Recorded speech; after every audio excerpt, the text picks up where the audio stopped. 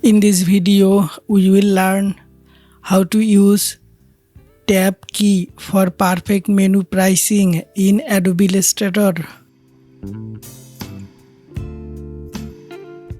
First, select the text. Click on the window. Go to Type. Click on Tab.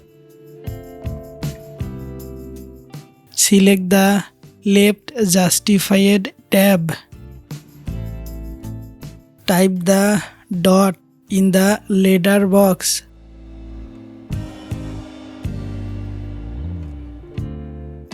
Now click anywhere on the ruler bar.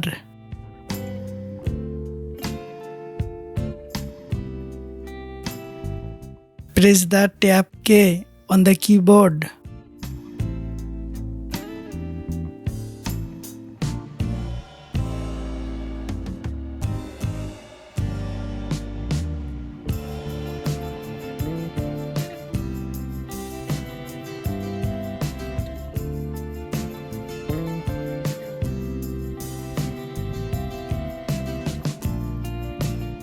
Thanks for watching the video.